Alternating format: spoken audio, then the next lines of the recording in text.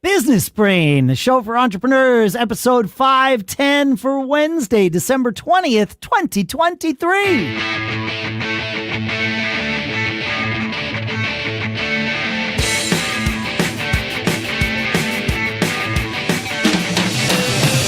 Greetings, folks, and welcome to Business Brain, the show where we take a topic or three, we crunch it, we dissect it, we look at it, in order to keep tuning our business brains together, which keeps us all living those charmed lives. Sponsors for this episode include gusto.com/businessbrain. That's where you're going to go to get 3 months of payroll, benefits, admin, and more totally free. We'll talk more about that in a little bit. For now, here in Durham, New Hampshire, I'm Dave Hamilton. And out here in Lafayette, California, I'm Shannon Jean. How goes it, man? It goes. Yeah. Good. No complaints. It's rocking and rolling, getting ready for the the timing of the holidays, and all that stuff. I'm coming off of a long weekend, terrific weekend, but two big parties, one Friday night, one Saturday night, and I hate to say I'm still recovering. Good, great events, great to get together with everybody, and it is nice to kind of hang and it's good. It's good. You're a very social person, aren't you? Pretty social, yeah. We have lots of different friend groups and people that we hang out with, and I really enjoy it. I think it's great, and like I said, love connecting. I said it this weekend. One of the best parts of life is hanging out with people that you care about, laughing, joking around. We had Santa at my house on Saturday night, and everybody, making people go sit on his lap and all that kind of stuff. It's fun. Laughter. That's fun. And good food, good friends. I need to be better at that. I have learned to be, I am a naturally shy person. I'm an introvert. I have learned how not to be shy, but I don't go out of my way to invite people to my house. And I feel like I'm missing out on kind of some of that, especially as we're entering this empty nesting and all of that stuff. I would have said, so I was going to say, with now my kids gone, and Renee, my wife, really wanted to, big Thanksgiving, but it gets harder because everybody's doing their thing, and then my kids are doing their thing. So, we have a group of people, we hang out, we take our dogs to the park every day at 4:00, and there was 20 of those people, and we said, hey, come on over. And we had Friendsgiving and Dogsgiving. Dogsgiving. One big long table with, 18 people at it, and it was amazing. And it was just a wonderful way to start the holidays, and then we went around and, somebody said, hey, let's go around and say what we're thankful for. And it was pretty magical, man. There was a couple of older folks that had lost their spouses in the last year. Yeah. And being able to be there and have that sense of community, it was great. And it's actually something I miss from having a bunch of employees and running a business, is that going into work and seeing everybody and how was your weekend and talking. Well, right? It's interesting that you say that, because I've been thinking about this a lot lately, and I've noticed that the people that I consider my friends, I have lots of people who are friends, but the people that I see regularly and hang out with regularly are people that are either in my family or that I do some kind of work with. Sure. And it could be playing in bands is certainly, part of that. I very much enjoyed not only the playing of the music, but the hanging out with the people. Set breaks are just as enjoyable for me as the playing, right? When it's, especially with the right band. And in fact, we had somebody we had Johnny D in our pre-show chat that, and he is somebody that I've done both with. He worked for us for a while, and he's worked in the industry for a while, but I also play in a band with him. But it's I was wondering, I'm like, should I have more? Should I have people that I don't play in a band with, that I don't work with, that I hang out with? And if so, when would I fit this into my schedule? Well, I will tell you that, it is work. It takes work to time, and you have to put yourself out there. But it's just like, I liken it to people when you go to the office. We would hang out, we did our Friday barbecues, you do those kinds of things. So, that interaction is, I think it's critical, but you have to manage it obviously to your time. Sure. And I've got a little more time on my hands than I had. Yeah. But, when you have little kids, you're connected with lots of people. It's sort of automatic because they've got kids and you're playing sports and you're doing this and theater and this kind of thing. But correct. I loved that social aspect. I think it's it's not often discussed, the social benefits of owning a business, because you get to pick who you hang out with. It's true. It's because you're picking your employees. Correct. Is what you're saying. Okay. Yeah. I agree. I agree. And there was some people that turned out to be great friends, and I'm still in connection today. Yeah, absolutely. People that we've hired from one of our businesses to work on another business you and I've owned. So you do get to meet great people, and I would highly recommend putting yourself out there and connecting with more people. And I think it's really beneficial for your well-being. And, we're in the communication business, customer service business, like you always say. You get better at it if you interact with people more. All right, look, I want to tell you about our sponsor, Gusto. But instead of reading a script about Gusto's payroll and benefits, I want to tell you what small business owners who use Gusto, what they say. These are people who use Gusto every day. Here's one now. With Gusto, I think of payroll as a 30-second job. The website is so friendly and a joy to use. Friendly payroll? I mean, okay, that's new. Amy from Utah says, I love Gusto so much. They do our medical, dental, vision, and life insurance. It's so painless, it's like going to the spa. And we have great options and rates, even though we're a super small team. Health insurance, like going to the spa. This is why we have Gusto on as a sponsor, right? And here's what Amneet says about Gusto's customer support team. Whenever something comes up, I reach out and literally 24 hours later, they tell us what to do or assure us they've already handled it for us. Friendly humans, smart technology. This is great. And the list goes on. And right now, because you're a listener of Business Brain, you get 3 months free when you go to gusto.com/businessbrain. Yep. 3 months of payroll, benefits admin, and more totally free. I mean, we got to go do this right now, Shannon. Again, that's gusto.com/businessbrain. 3 months of payroll, benefits, admin, and more totally free. Go check it out. Gusto.com/businessbrain. And our thanks to Gusto for sponsoring this episode. All right, Shannon. So that was a nice kind of heartfelt and heartwarming conversation we had at the beginning of the show there. We're going to destroy everybody here. Take it to darker waters. It's going to get to be a little darker. Yeah.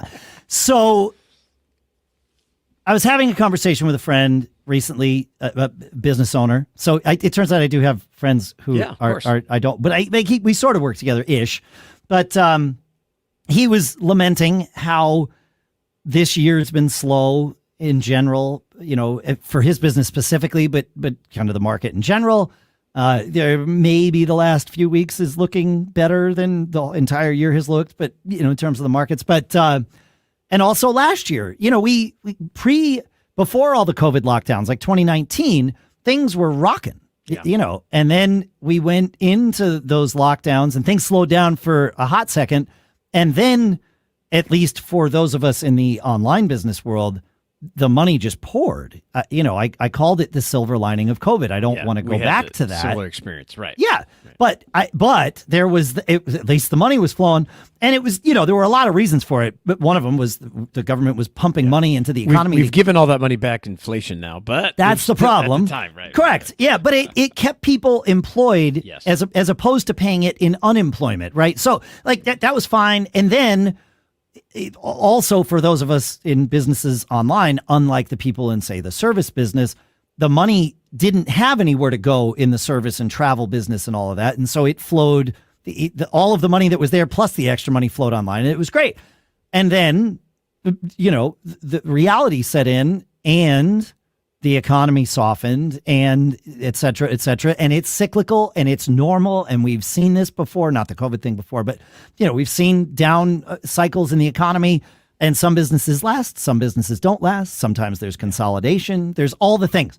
And he was saying to me, he's like, yeah, we're down this year, and we were even down a little last year. And I'm like, yeah, man, same. Like I have no I mean, I'm not happy to share this. It's good to share it though. But it is good to share it. Like we will write down a loss for Backbeat Media this year. Not a terrible loss, but it's a little bit, and it's certainly not the first time, and it's not something that we're panicking about. We've seen it before, but I share it because I know that there's people out there in your businesses that are going to do the same thing, and it's how it is.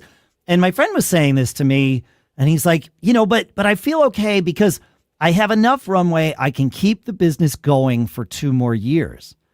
And I have this was a loaded comment because I have a good relationship with this person. So I was able to say, okay, hey, wait though. Like what happens after that? Like it's good you have the runway. That's amazing. But what are you using it for? Are you using it to get you to the site of the crash? Yes. That's a crazy framework to think about. I mean, there's my pilot friends always tell me about twin engine planes. You folks aren't going to want to hear this, but in pilot circles, this is universally known that people ask, "What's the second engine for in a twin engine plane?" And they say, "Oh, it gets you to the site of the crash." Yeah, because you need both engines to go. So if he's got one engine, is it like, what are you going to do with that 2 years of runway to ensure that you're profitable and that thriving, not just surviving until the end, you're thriving past that? Because if you don't have that plan, end it now. That's right. End it now and take that money and do something else with it that is good for you and your employees and all of that 2 years from now. And it might not be the same employees. Like, I get all that. Yeah. That's why the title of this episode is going to be "Should You Kill Your Business?" Because it may of course. Are you putting off making, brutal decisions? You don't want to lay people off. You've got leases that have a couple years to run. Well, you can go. Certainly, you should think about negotiating those leases, even if you have to pay them out. It's certainly cheaper if you're losing. Well, I don't know. You got to look at the numbers. Is the business just skating by? But you and I know from personal experience, Dave, if you have that kind of framework and something happens and you take your eye off the business, thinking it's just going to continue to run, it's not going to happen. You're going to be really disappointed, and you're not going to be. I would say in 2 years you're going to be way deeper in the hole than you are today. I've been there. I did that. Yeah. I mean, I took my eye off the ball with the businesses when my kids were kind of in what I call that critical time that you never get back with them. That, the just pre-high school years when they're like humans, but don't have huge interests outside of the house. Absolutely.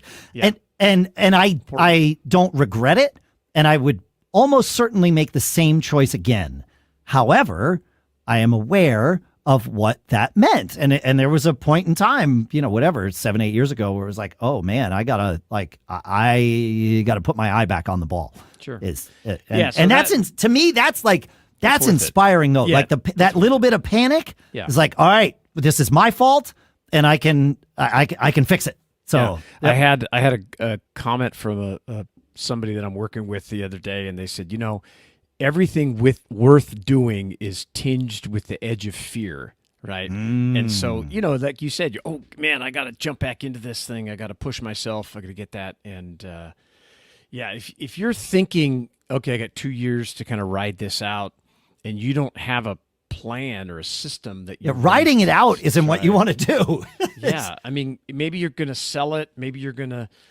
I don't know. I don't know. That doesn't sound like a very good use of your time, and it doesn't sound like good use of money. I mean, certainly, I've renegotiated leases before when things didn't work out with locations, and they're used to that discussion. It's not like you're just telling them to go pound sand.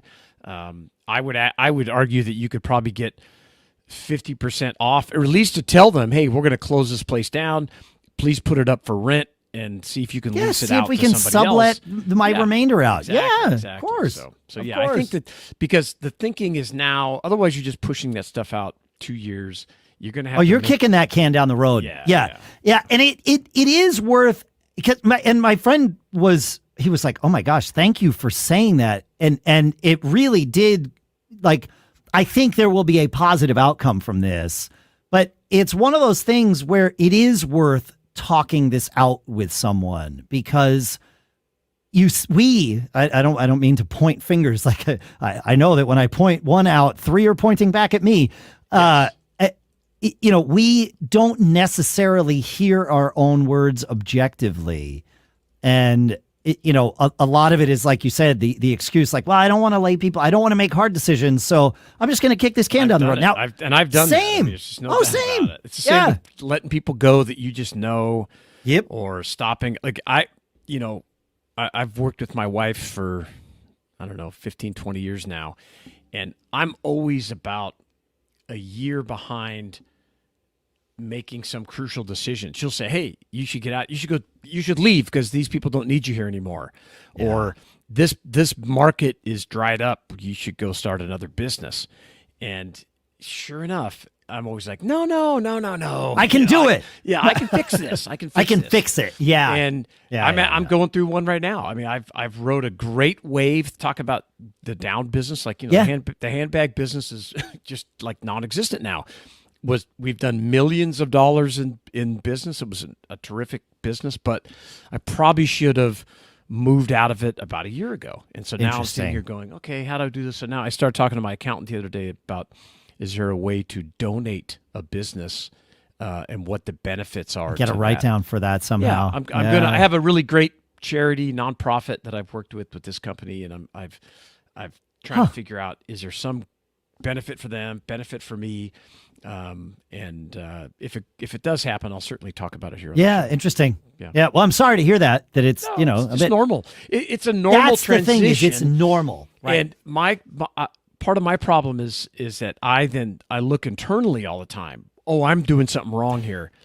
It's not working. I mean, anymore. sometimes that's true. Like yes. For me, 7 or 8 years ago, that was like right. Certainly the market does what the market does, but. Yes. I took my eye off the ball with that. Like that I looked at it and it was like, oh, I can fix this by simply paying attention. Correct. That's a little different than it's now. Different. Right. And one of the ways that I've realized that it's not me, it's just the economy, and people are not buying $1,500, $2,000 handbags as much as they were before COVID and during COVID with stimulus money. Yeah. And that goes back to kind of where we started about being connected. Now you're very well connected with your industry peers. Absolutely. And that's crucial. It's very important for me, because then I can hear these discussions and oh, you're down as well. Okay. It's not just me. It's not even my market or, what business that I'm in. It's just the economy, in general. Now, Yeah. Now it may be on the way back up. We hit some records in the last week here. So, and being in the business of selling advertising, right? We are, I always say that we are a leading indicator of both down and up economies, because when people start running out of money, they cut their marketing budgets immediately. Yeah. But it is one of the first things that comes back when they have money again. And we're like, Q4 has been pretty soft. The last 2 weeks, we've been tearing our hair out here. Like, I have not stopped. It's just been crazy. Yeah, now, that's a good thing. Yes, it's good. But it's like, oh, okay, people think they have money now. Let's, now check with me in 2 months. I'll let you know if they actually have money. Yeah. Right. But things have loosened up a little bit in terms of the sentiments of spending.